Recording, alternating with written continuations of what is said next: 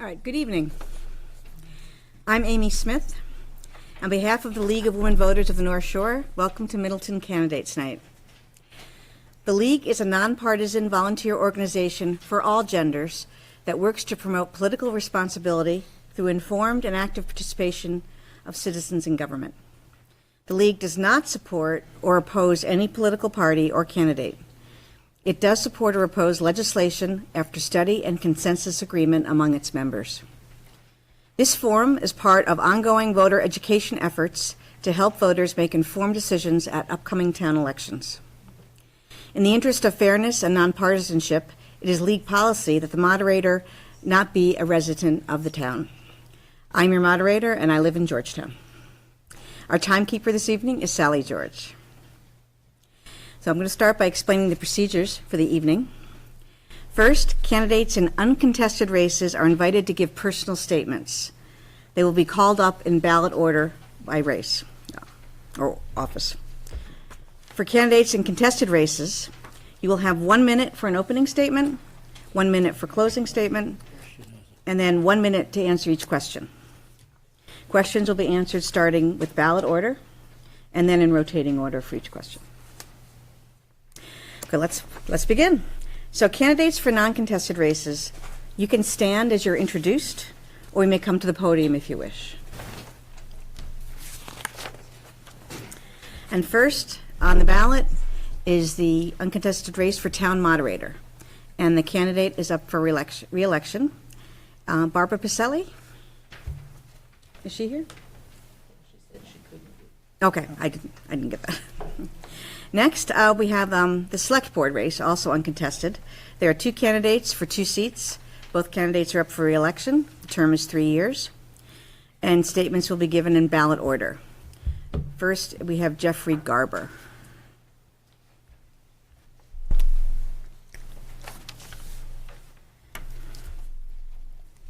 Thank you all for coming, and thank you to the League of Women Voters for sponsoring this.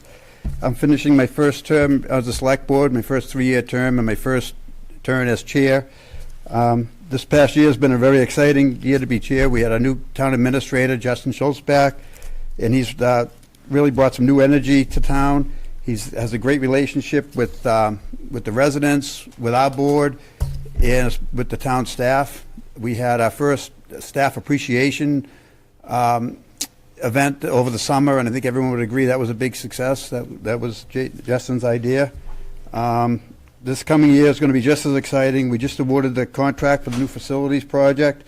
Should break ground literally any day, and we're going to have a groundbreaking ceremony on June 14th. Hopefully you all will come to that event. We're now going through the process of hiring a new town planner, and I'm excited to see what new innovation and ideas that person brings. So I'm excited to work with that person in the coming year. And I just want to thank everyone for that supports me, and just respectfully ask for your support on May 21st.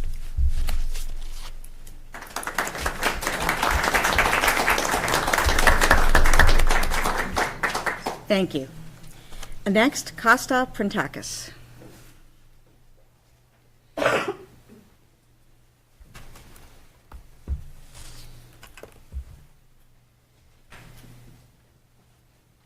Good evening. Thank you all for coming. Thanks to the League. Back in 1995, my family and I moved to Middleton, and we fell in love with our community.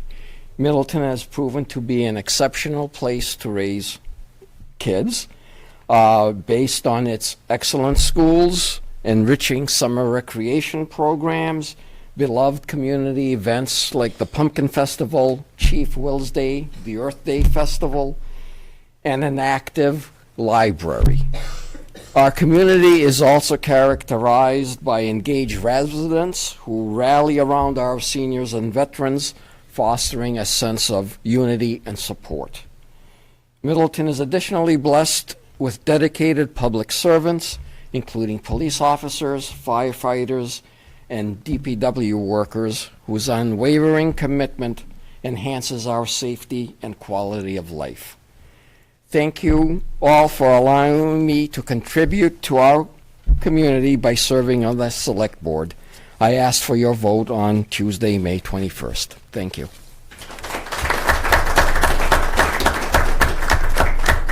Thank you. The next is the uncontested race for a seat on the Board of Assessors, and the candidate is up for re-election. The term is 3 years. Is Deborah Carbone here? No. Next is Planning Board. We have one candidate running for the open seat, for which the term is 5 years. Is Shad Brooke here? All right. Next is the uncontested race for Electric Light Commissioner. We have two candidates for 2 seats. The term is 3 years. Mr. Tim Hooton.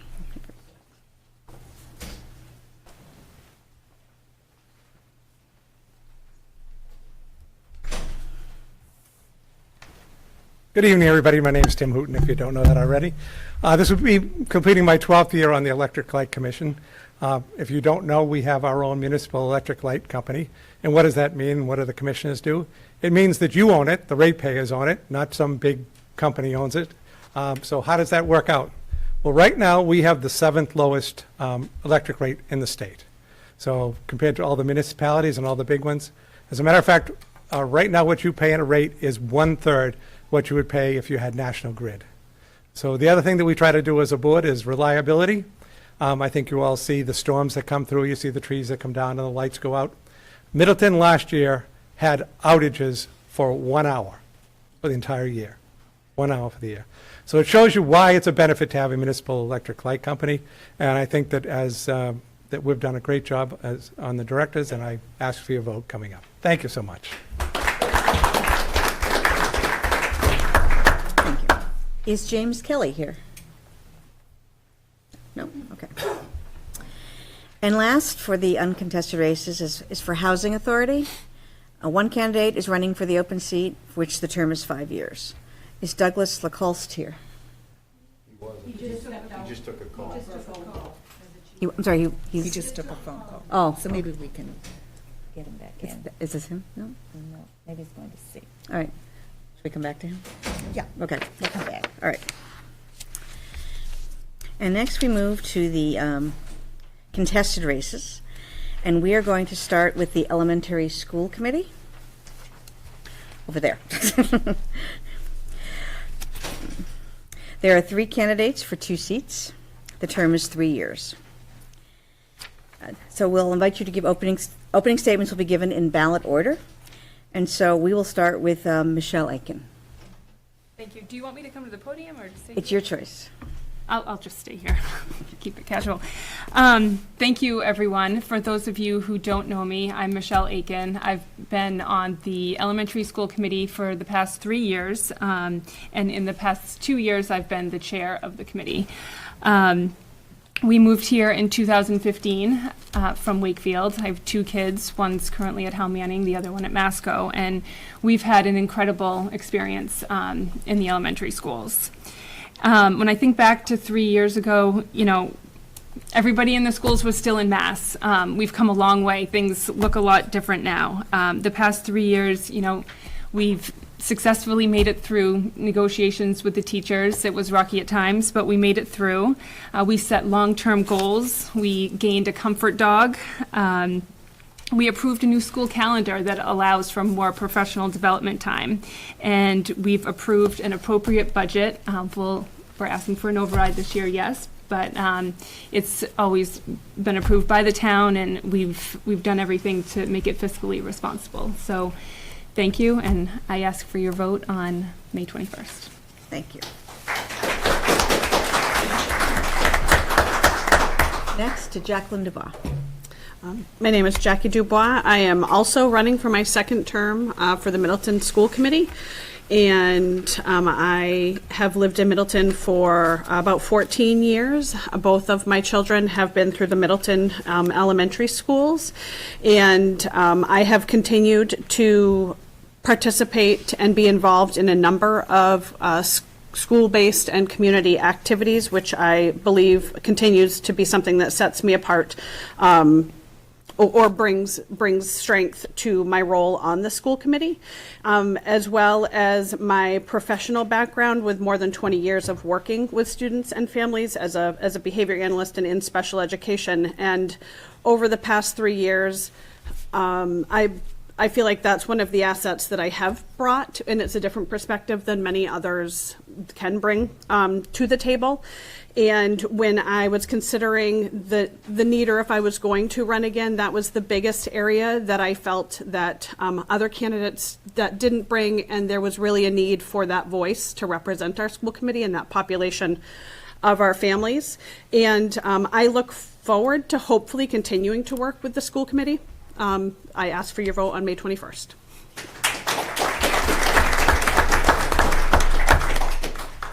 And last, but certainly not least, Francis Leary. My name is Francis Joseph Leary, Jr.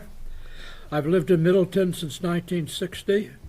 I served for 9 years on the Mascanoma School Committee. I've been involved in teaching almost all levels of education except elementary for 39 years. I was vice president to 5 presidents of the MCCC, that's the Massachusetts Community College Council, and I never thought I'd ever belong to a union. I think what I bring to the role is a variety of different jobs, and at various levels. I personally think that we are blessed in Middleton because, in my opinion, Mascanoma is one of the best schools in the state of Massachusetts, and the reason it is because we're willing to spend the money to provide the services that we feel our students need. Do I think there's a problem in education? You bet I do. Can I solve all the problems in general education? No. But I can bring a variety of experiences, attitudes. There's probably a little different than you normally see from a candidate at my age. What have I been doing since I retired? I run the Middleton Council. I'm on the Middleton Council of Aging. I run the Middleton Food Pantry. I'm chairman of the Emeritus Committee for Northern Essex Community College. I've been on the board of directors of North Shore Elderly Services. I could go on. All I'm saying is I had different roles, different jobs, and I have a variety. You give me a minute and I'm Irish. You have to be an insane woman. It's painful. I think I have a sense of humor, but you could judge that for yourself. Thank you, Mr. Leary. Let me hear it from me. All right. The first question, and we're going to start with Ms. Dubois. Do you believe in providing life skills training as part of or separate from current curricula? 1 minute again? Just okay. I think life skills training, that's a big umbrella that needs to be defined really depending on the population of students. But when you're talking elementary school students and you look at where our high school students are, or even our college students now, there are a number of skills that they are not equipped with, and as a result they're not being successful in college, they're not successful in high school. Life skills could mean doing your own laundry. Life skills could be understanding banking better. Life skills could be money management. Life skills could be time management, executive functioning. It could also be social emotional learning and how you handle yourself. And so I feel that life skills needs to be defined with what it would mean within an elementary school curriculum, but I absolutely believe that there is a need for it to prepare our students better as they go on in life. Thank you. Mr. Leary, would you like me to repeat the question? That's a very interesting question. Okay. Life skills. And you only have a minute, and I have full confidence in you. Kids today don't know how to read very well. They don't know how to talk very well. They don't know how to communicate very well. They are, in many cases, depressed. There are many reasons for this, but one thing is the damn cell phones that they're staring at, and that should be perhaps looked at by the school. Does that electronics affect education? I think it does. Again, 30 seconds. It's almost impossible to tell you what people need, because I hired them. But they do need to read, write, and communicate. Those are the three things that they are missing today. They don't have those skills. Got any more time? 30 seconds?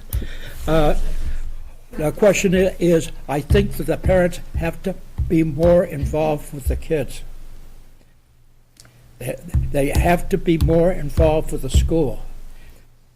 Involvement by the parents is critical, and I am out of time, and I wish I could talk to you folks much, much longer, because I think you really appreciate what I have to say.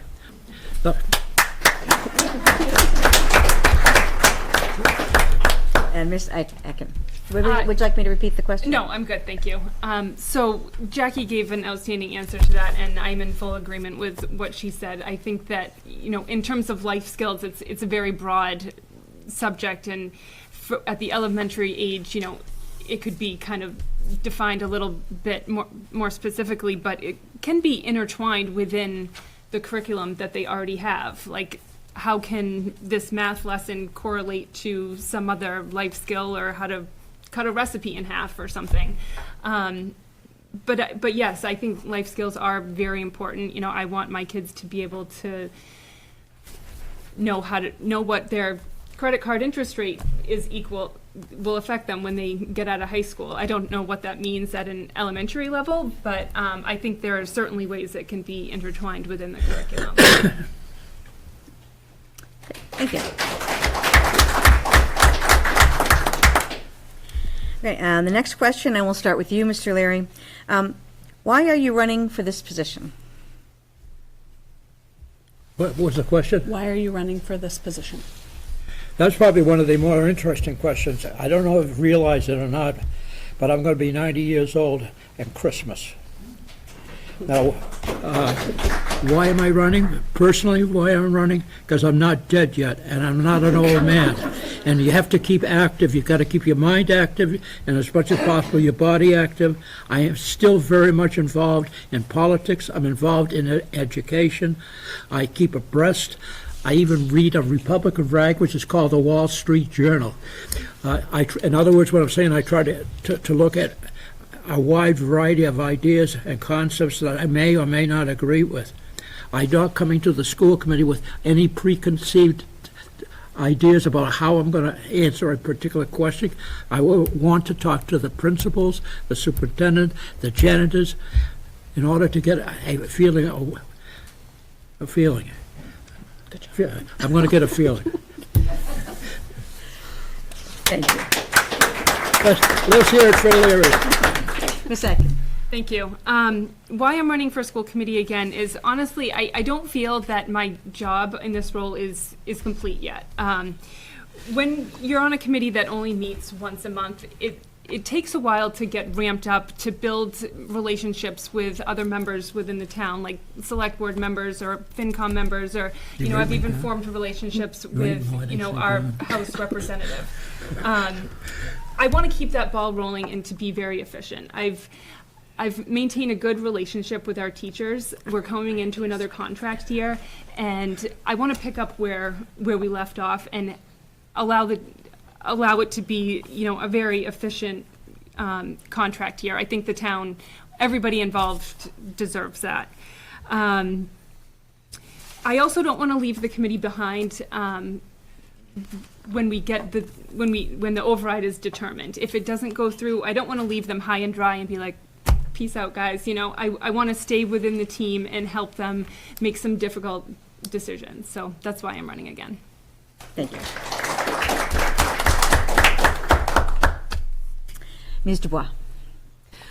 So the honest answer why I'm running again, it was a very last minute decision that I decided to pull papers and run again. Both of my children will be out of elementary school at the end of this term. And my role on the CPAC is the president of the Tri-Town Special Education Parent Advisory Council. I communicate with so many parents, not just in Middleton, but with all three towns. Reach out and connect and seek help and seek support from my role or our role on the CPAC. And I just continue to feel, which I said in my intro, there is such a need for special education representation within our district. And I know there are a number of times over the past 3 years where my expertise was important and was sought by the other members of the board. And I'm the only one who can bring that personally and professionally.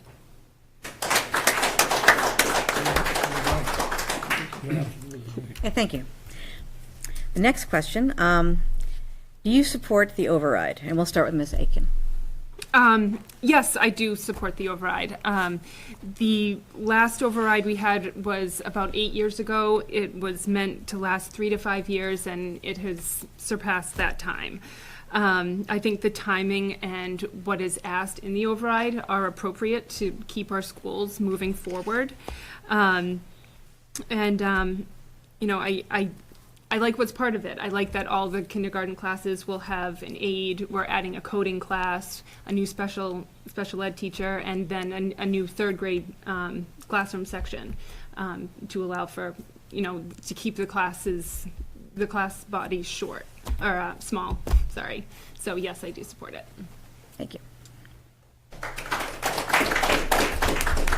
Ms. Dubois. I also am in support of the override. I keep hearing that this is the first time in a very long time that Middleton has been in need of one, and so thankful for the support of the town and the select board in the way that they do support our schools. I understand that our responsibility is to create a thoughtful and a thoughtful budget for the town. But I also am in support of funding the schools the way they need to be funded. There are a lot of resources and services that are provided within schools now that were not provided years ago, and those services are expensive, and many families cannot seek them outside of schools. And that is part of, we'll have a level service budget, but a lot more students are requiring services that require more money. We also, I'm in favor of letting the public know what it actually costs to educate our kids. And I think we have a community that understands that and hopefully will support it. Thank you. I absolutely support it, as long as my taxes don't go up. The reason I support it is probably a little bit different than hers, and I agree with her. I run a Middleton food pantry, and our space is limited. Our parking is horrendous. We're serving between 40 to 60 of our citizens that need food and other necessities. This will give us a space, but most important of anything else, it's parking. It's a critical issue, and also it will increase the number of services, not your services, but my services. Well, probably the same, but I think we could do a much better job at servicing the citizens of Middleton when we have the space. I hope that people take it from this point of view, but I'm very, not very overly optimistic. What I hear, that there's a lot of people that are resisting it, and so I think we all have to go out there and push for this thing to. The override to pass. And I think it's our responsibility to convince other people to make this thing happen. I don't know what you can do except talking to your neighbors on a one-to-one basis. I don't think pressure or belittling other people's ideas is going to work. Unfortunately, Your time is up. yeah. I'm sorry. I just want to say one thing. One thing I find unfortunate is people are so goddamn angry with each other, it appears, and they don't talk. And I'm glad that you and I can talk. Thank you. Thank you. Yeah. I may be old, but I'm good looking, huh? For last question, we'll start with Ms. Dubois. What do you see as a school committee member's top priority? What's the question? School committee members' top priorities. So Before I ran for school committee, I didn't understand the role of school committee, and that was hard to wrap my head around, that we basically have three responsibilities with the budget, the superintendent, and policies and goals and policies for the district. And I think they all intertwine very closely, and there's a number of things that you hear in the news and the media that people want to bring, and they want to bring that to the school committee, and they want us to fix that, and that is not our role. So I think the priority of the school committee is to stay within our lane and do what we can. I think the goals and the policies are tremendously important, and I think that's where we can set expectations and hold the school accountable. I think making sure that we keep our superintendent, who is outstanding, and that we also hold him accountable is very, very important, and also that we understand how lucky we are to have Dr. Morrison. And then the third one is the budget, and making sure that we are reasonable and thoughtful with the budget that we're creating to support our students. Mr. Leary? I think what she said is absolutely on the case. I won't repeat what she said. I think she said it well. I think one of the biggest problems is Proposition 2.5, that can cause real problems. And we have to think about other communities are really getting hurt by Proposition 2.5, and I believe that we may. I think that communication and listening to other people is crucial. When I ran for office the last time and lost, by the way, I went and saw the president of the union and some of his representatives. I was supposed to be there about 15 minutes. I was there over an hour. And at the end of it, they said one thing to me. He said, "Mr. Leary, you're the only one that came in here and asked the question, what can I do for you?" And I think that question not only should be asked to people in the union, but be asked to all our employees, our administrators. What can I, as a school committee, do for you? It's not what I think is important. I'm not working there, they are. And I think that's crucial to ask questions and listen. I don't like you. Do you know that? I don't like you at all.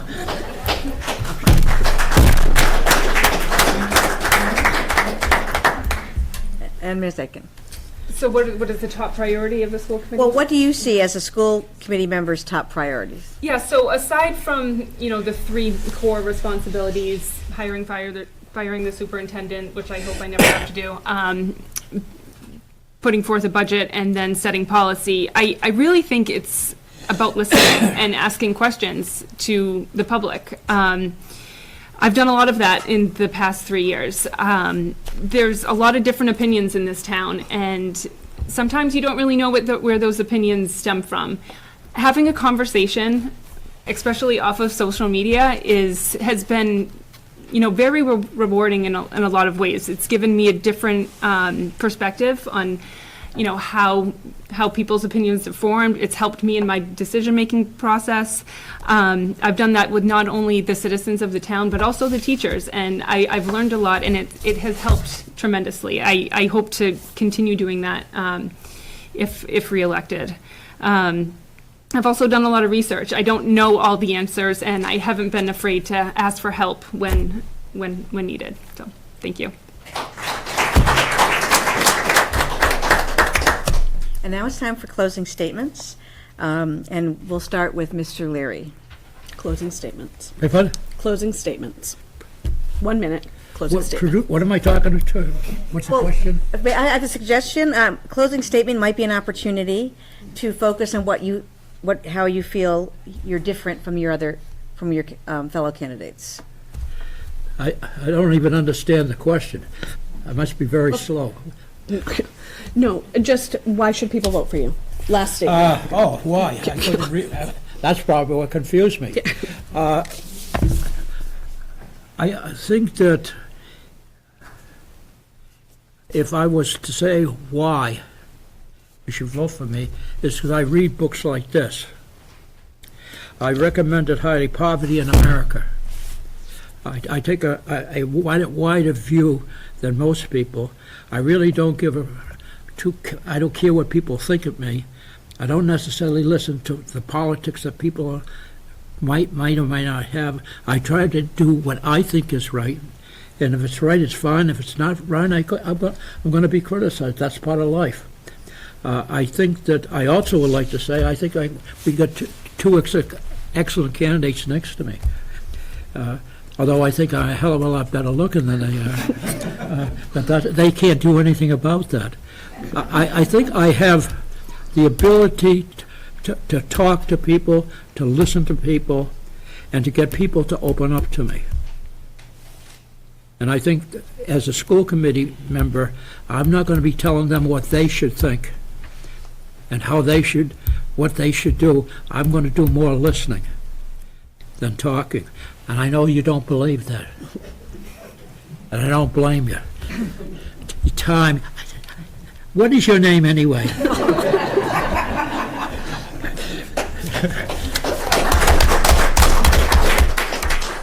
Ms. Aiken.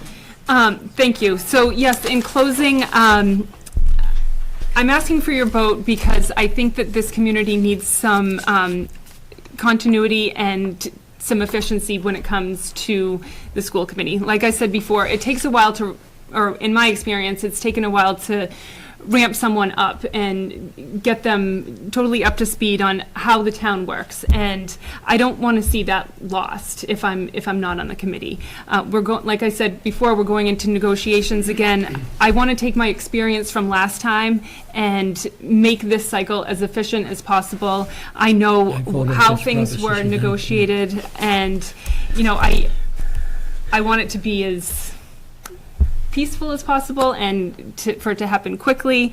I work with a great team of other committee members, and I think we all work well together. We listen to each other's opinions, and I think that it would be the best for the town and the committee and the schools. So I would appreciate your vote on the 21st. Thank you.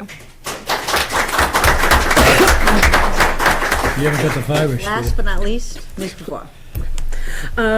So in closing, similar to Michelle, I actually, no offense, Mr. Leary, I would like to continue the same group that is there. I have appreciated, I think I bring a different perspective to our board than many of them have. We see things differently, but I have learned to try and take somebody else's perspective and why, and try and understand the why, or if somebody's come across as angry, then what is really at the root cause of that, and to do a better job listening, which I'm hearing a lot of, and I do think is very important. I think I'm good at that, and people seek me out and they trust me within the community to help them with supporting their families and their children, and I would love the opportunity to continue to be able to do that and to be part of the Middleton board. So I ask for your vote on May 21st.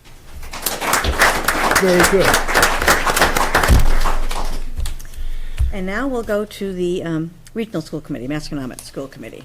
Should we step down? Sure. Do you want to ask them if they'd like to sit in the audience? Well, I thought maybe, since we have so many trustees, we'll do the switch for that. Okay. Is that all right? Would you mind taking Sure. that? Okay, great. And then actually, while that's happening, we can maybe hear from the Housing Authority candidate after that. Oh, Okay? After we hear from you. Okay. I'm just thinking traffic. Okay. All right. So we have, there are two candidates for one seat. The term is 3 years.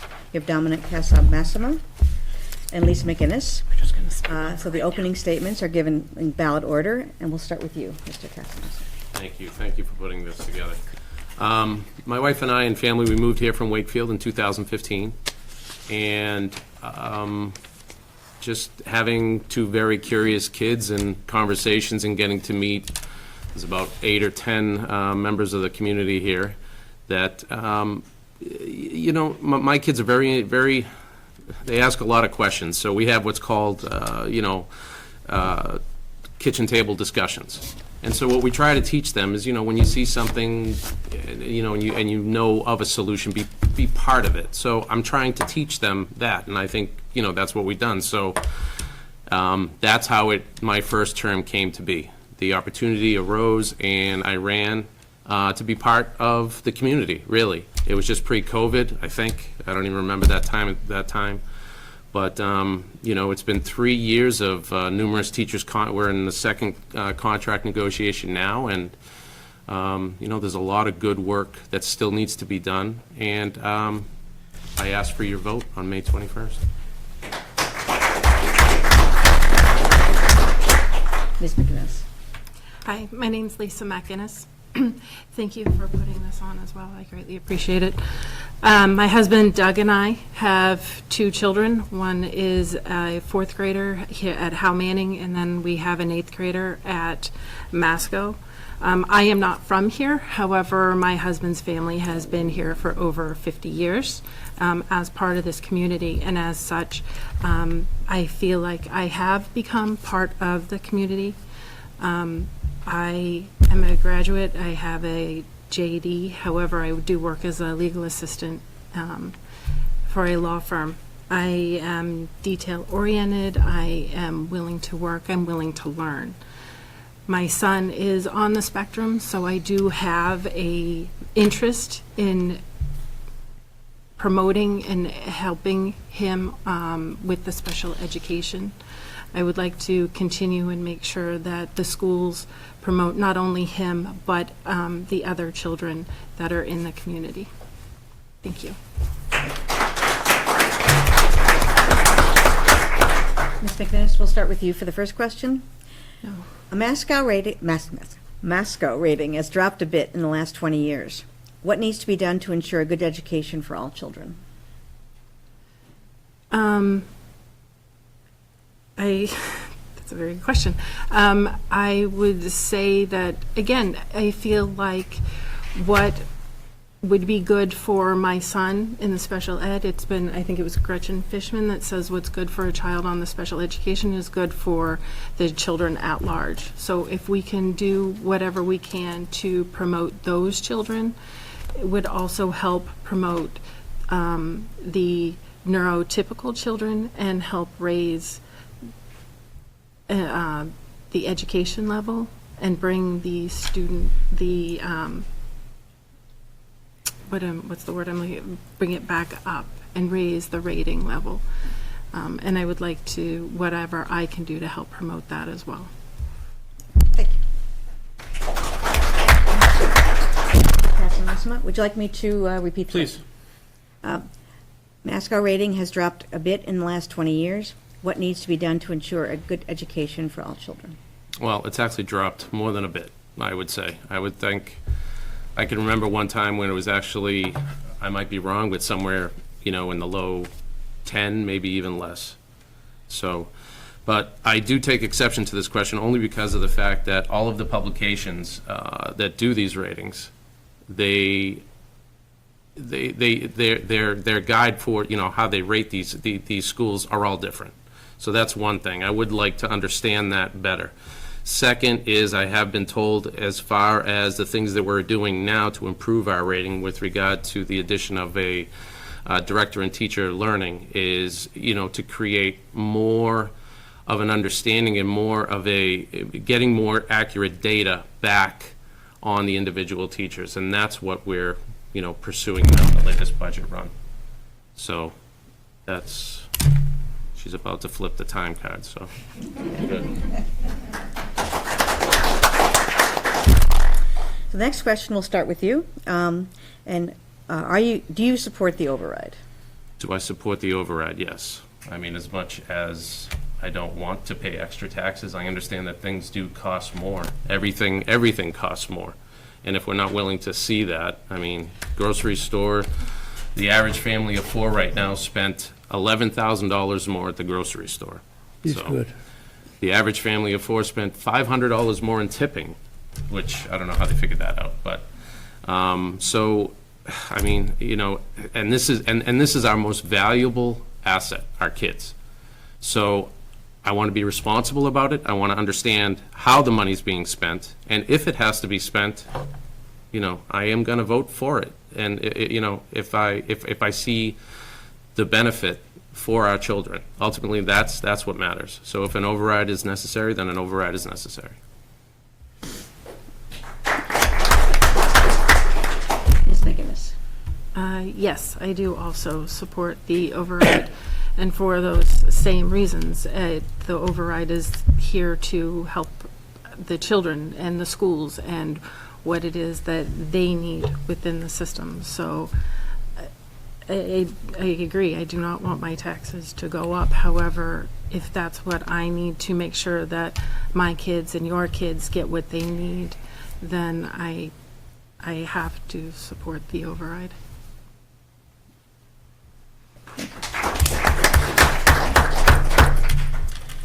And the last question, and we'll start with you, Ms. McNivis. What should the district do to prepare students to be engaged citizens?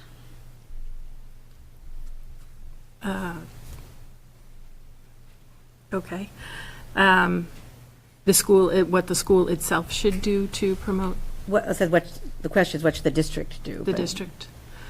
I guess, Can I have a sip? I guess that would also go towards the adjustment counselors that are there in the school system, to help them understand what it is to be outside, to prepare them for the outside world. Is that what we're, Whatever, yeah, again, what we need to, whatever it is, I guess I do support whatever it is that, whatever the kids need. Yeah, more community involvement, more parent involvement to help them become more community citizens, then yes.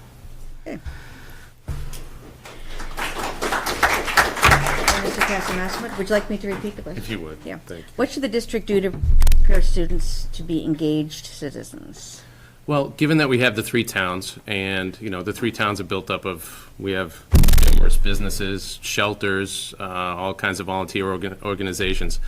I think that, you know, having the tri-town work with Masco and having this great, you know, asset of all these kids, co-op and internships, you know, during their senior year, or even summer programs where these kids can either volunteer or either start to make money, doesn't matter, but just to become more part of their community, you know, get to learn more about the businesses that maybe their family, you know, purchases from, or, you know, whatever. It might be a salon, it might be a sub shop, it could be a granite wholesale place on Route 1. It doesn't matter, but giving them that feeling, giving them that, you know, ability to learn more about that and have some, you know, have some exposure to the real life world, which goes back to some of the other questions you were asking, that could better prepare them for, you know, real life and get away from screens.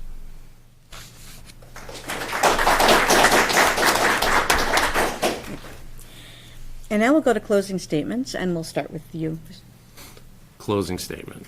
Okay, 1 minute. Really, the last 3 years have been very, very challenging, and I've learned a lot. You know, the team has changed quite a bit, but still the focus remains the same. And I want to continue, and I want to, you know, I have a daughter in 8th grade, a son in 5th moving up, and, you know, I don't like leaving anything undone. And I feel like I've really, not committed, but we've worked a great relationship with the people in this town, and I don't want to let them down either. So I look forward to continuing the work and, you know, making Middleton stay Middleton.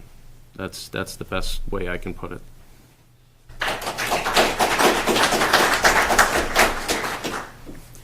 Okay, now, I'm, oh, sorry. Ms. Mc- Oh, sorry, I'm sorry. That's okay. Thank you. I am running because I would like to make a difference in not only my children's education, but also those of the Tri-Town.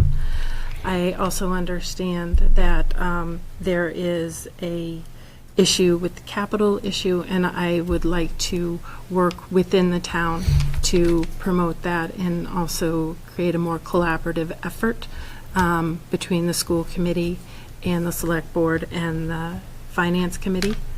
And then also, I would also like to work on improving the transition from the elementary school to the middle school, and help ease the parents' anxiety and fear, and find a way to promote more discussion between the schools and the parents.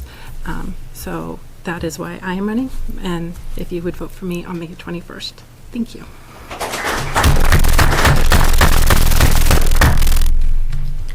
Thank you.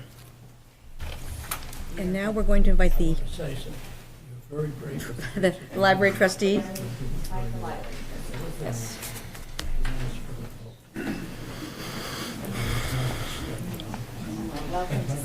Yeah, welcome. Oh, we're good? You're off the hot seat now. Yes, thank you. I didn't touch my water.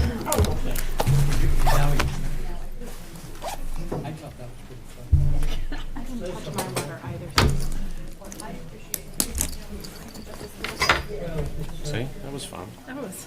We get to know each other, it doesn't get any better.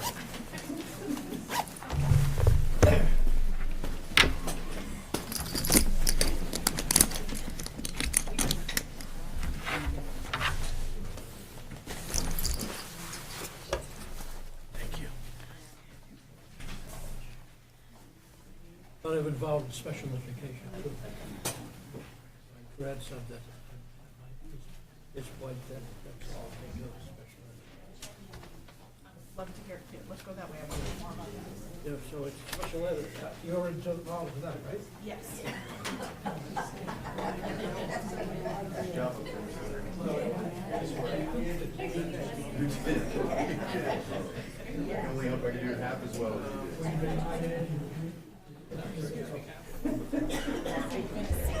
Yeah, I'm going to do that. I need people to sit down first.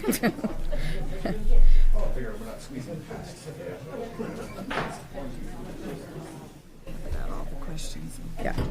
Yep, I'm pretty organized now.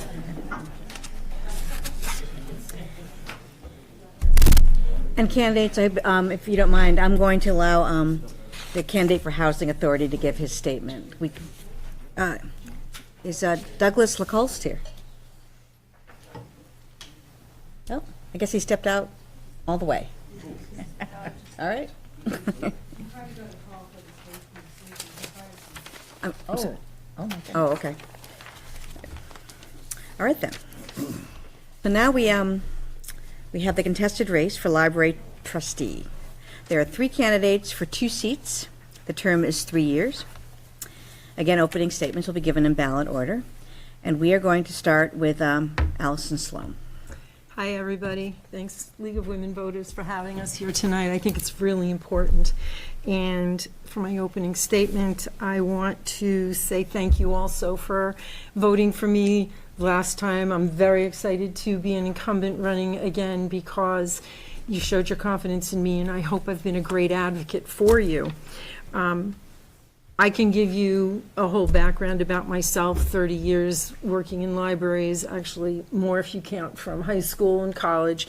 And I hope we'll get to that kind of stuff as we talk. But I wanted to tell you that my priorities here as a new library trustee are really focused and really easy. Trustees handle the budget. Trustees work with the library director, and that's a priority for me. And I think Middleton is a town that is so beautiful, and I've been living here for over 10 years now, almost 10 years now, and I really think that as one of the departments in town, along with police and fire, that the library is a beautiful building. I want it to be a comfortable space for all of you, and I want to respect the fact that we're a team player in this town and make sure that our building is beautiful and comfortable for you. So thank you, and I hope I get your vote on May 21st. Next is Mark Moreski. Thank you, and thank you to League of Women Voters for having us. My name is Mark Moreski. I've lived here my entire life. My parents moved here when my mother was pregnant with me. My wife was on the library trustees for 10 years. I was on the elementary school committee for 6+ years, and we hired Dr. Morrison, and I agree. We really like him. My boys went to school here. My boys are in college now. I think the library is a really important piece of our community. I have been going to the library. I had a library card in 1974. Been going there a long time. I love this town. I love the library. My entire family has been involved in different levels of politics. My mother's still active on the senior center. My father was on the Electric Light Commission. My brother was a selectman. My entire family has been dedicated to this town. We've recently seen a need for change at the library, and I'm hoping to ask for one of your 2 votes. Thank you. Now, Kyle Smith. Thank you to the league, and thank you for everyone showing up tonight. It's great to actually see an engaged group of residents here. I've been passionate about books and reading my entire life, and I've always loved going into libraries. So when my family moved here in 2013, I started going. My kids go. Not as much as I would like, but it's something that we all look forward to.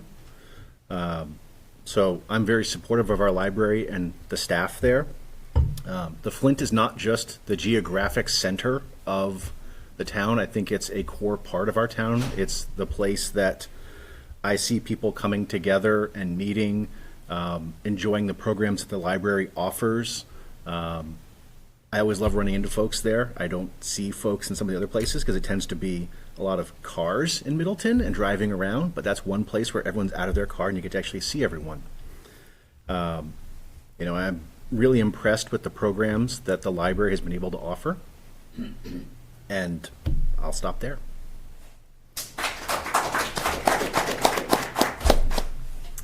Okay, the first question, and we'll start with Mr. Moreski. What are your main objectives if elected to the trustees? I think Loretta, our director, and her entire team have done a great job running programs, involving the community. I think there's been a lot of growth in the programs as well as circulation. I think she's done an amazing job. I think our role as library trustees is to quote Jackie Dubois, that we need to stay in our lane, let the library director do her job with her team. They've done an amazing job, and I think it's our job to support them doing that role. Thank you. Next, Mr. Smith. Would you like me to repeat the question? Sure. What are your main objectives if elected to the trustees? I think one of the primary things that I bring is really trying to think about the future. And we've had a number of financial, I don't want to say crises in town, but we tend to be fairly reactive in looking ahead and trying to plan for the future, I think, when it comes to certain things. So, thankfully the people of Middleton went and did a wonderful addition. We raised funds to do that for the Flint before I moved to town.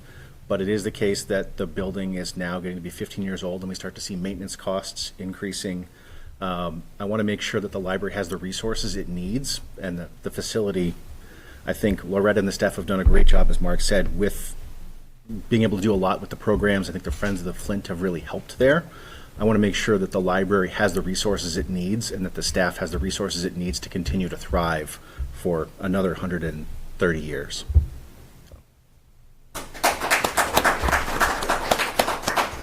Ms. Sloan, would you like me to repeat the question? No, I think I'm good.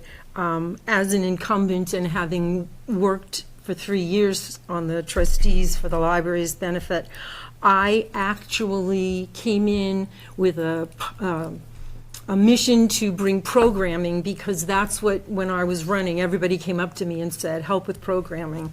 And I think what I can say is that in 3 years, I don't know if you noticed the newsletter today, but there are such exciting programs available, and that's one priority that I think we've accomplished. But what I've realized as a trustee is that, in fact, the budget and the finances is so important for maintaining our building, which is beautiful, and the new and the old blend. And I think we need to maintain that building, and we need to work with the select board and the other departments in town to make sure that our budget is in line. I know it's been great that we've been able to ask for and get support for 2 part-time people, and that we put the full-timer on the back burner, because we need to get our share, but to keep our building going, not to be too greedy here.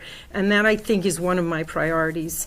The strategic plan has always been one of my priorities, and, I'm seeing the time sign. But so the strategic plan that we are now working on has been one of my big priorities, so I'm excited that that's happening too.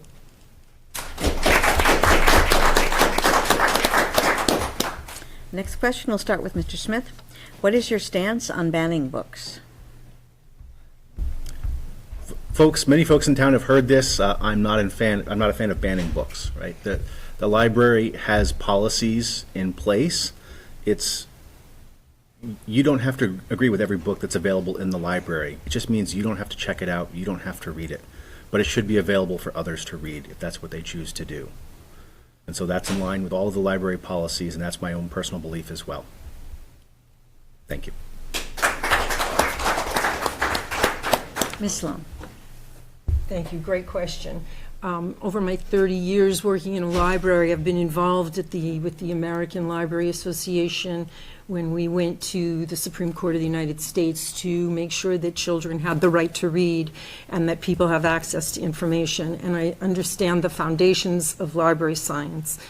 And I absolutely do not believe any book should be banned. I want us to have a great collection, and I trust our library director, and I trust our assistant director and our children's staff to be able to build a collection, create the kinds of books that this town wants to read. And I'm also very proud of our interlibrary loan staff who can borrow books for you from any library, not just in the state, but in the country. And I would absolutely want to make sure you have access to information as a priority. And I'm really proud of our Middleton staff for making sure that we have a wonderful collection, and it really is relevant to the books that you are interested in reading. Mr. Moreski. I agree that we should not be banning books, period.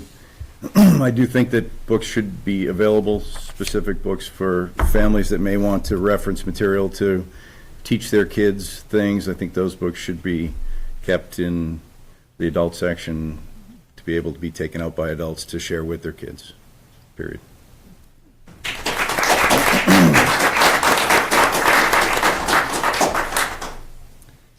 And next, and we'll start with Ms. Sloan. What is your experience that qualifies you to serve on the Board of Library Trustees? All right, this is a fun question. I'm going to need more than a minute. I, as I said, have worked 30 years in public libraries, and in that 30 years, I've won a national award for my work as a paralibrarian. I started a certification, a regional New England certification. I am now currently serving as vice chair of the Mass Library Trustees Association, and I'm also the past chair of the Massachusetts Library Association Paralibrarian section. I'm going to conference next Monday, so that's where I'll be. And I really think that I bring a lot of understanding when I sign off as a trustee on the bills, because as you know, budget and invoicing is a big issue for me.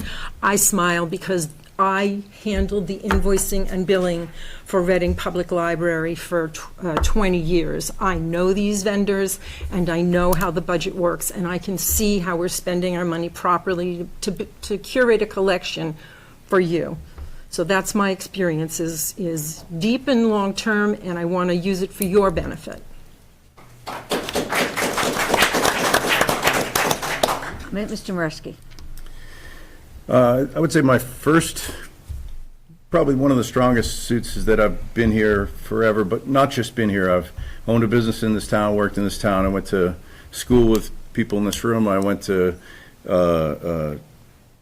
classes and, other activities such as sports and Cub Scouts with a lot of parents. So I know a lot of the people in the community. I think the way to get things done in any community is to be a part of it, and I've been a very active member in this community.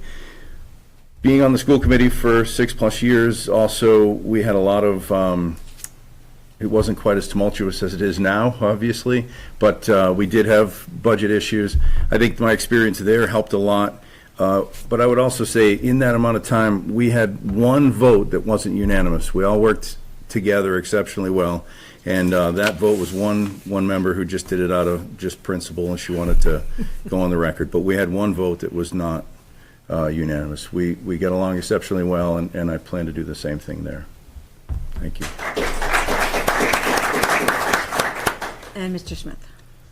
I think along with the other candidates here and the other members of the library trustees, are extremely passionate about the library, its mission, and the folks that are there.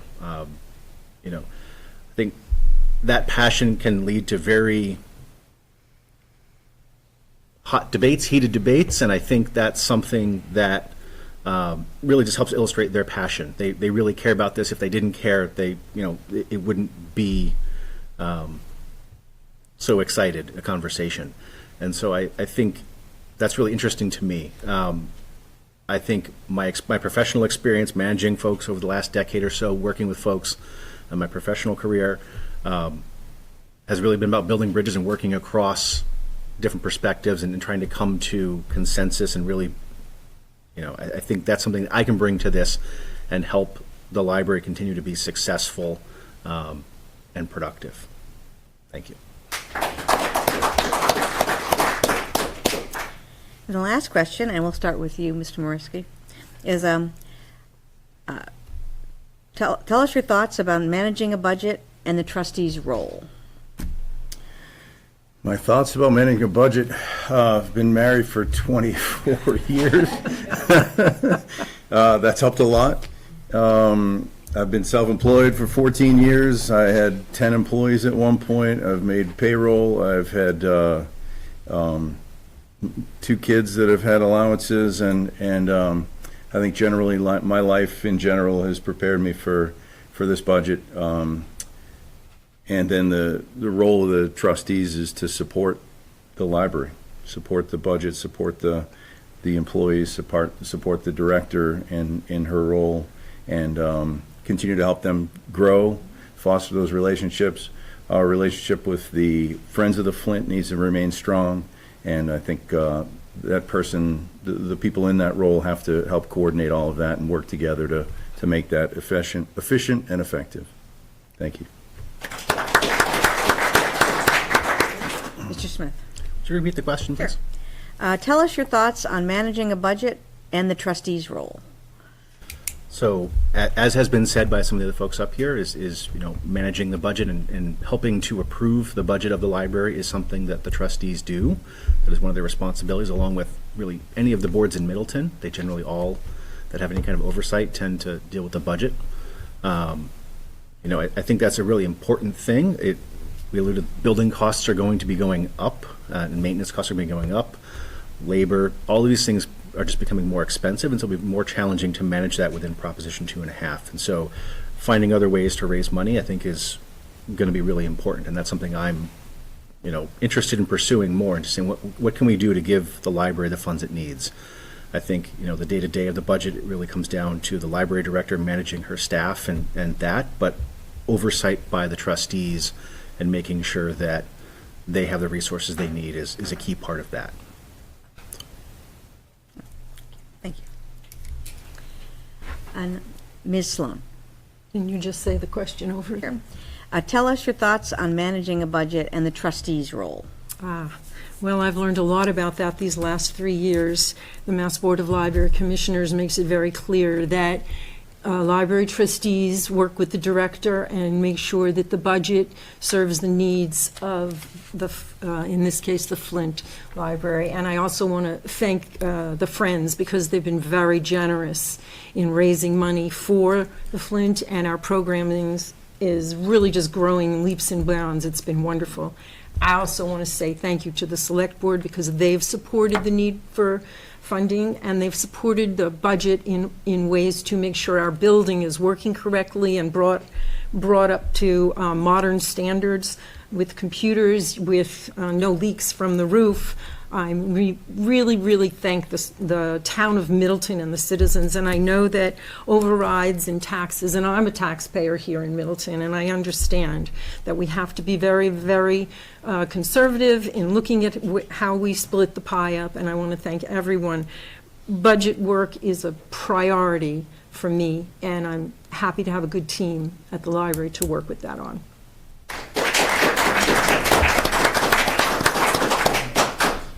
And now it's time for closing statements, and we'll start with you, Mr. Smith.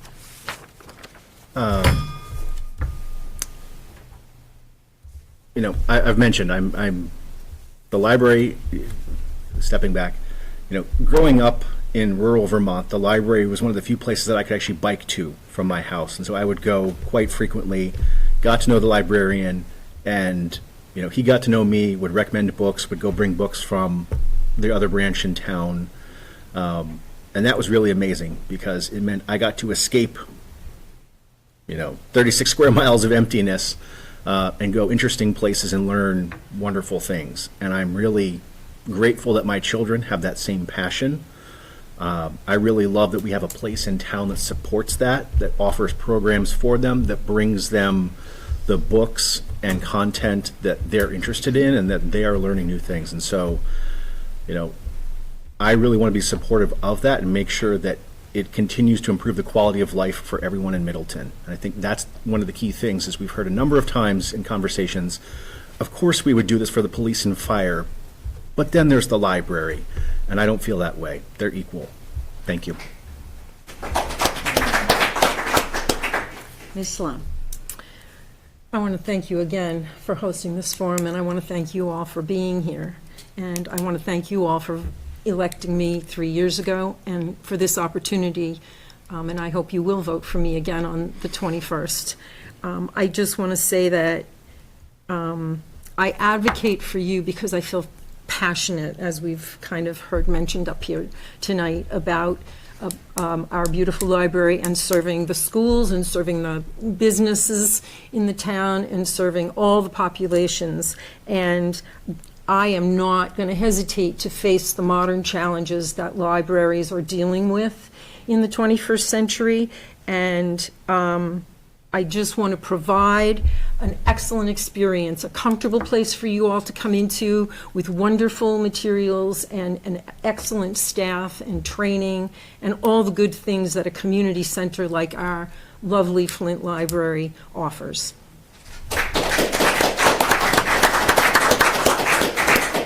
Mr. Moreski. Thank you. Thank you again for having all of us.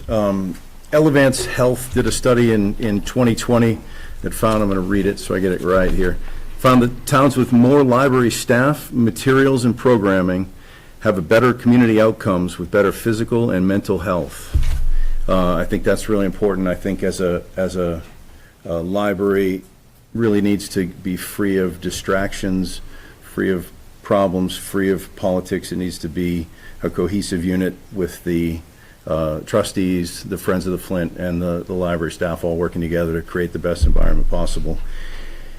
I am happy to be here, really excited to be back into town politics, as it were, but I don't consider myself a politician. I consider myself a person, a member of the town, a member of this community, and I'd like to ask you for one of your 2 votes.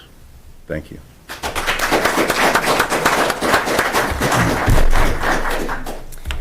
Well, thank you. And I'd like to close the forum by thanking all the candidates for their participation in our democratic process. And to the voters of Middleton, please remember your annual town meeting is Tuesday, May 14th at 7 p.m. at the Hal Manning School Gymnasium. Your town election is Tuesday, May 21st from 7 a.m. to 8 p.m. here at the Fuller Meadow School. Check your town website for streaming and broadcast information. Thank you and good evening. Good job, guys.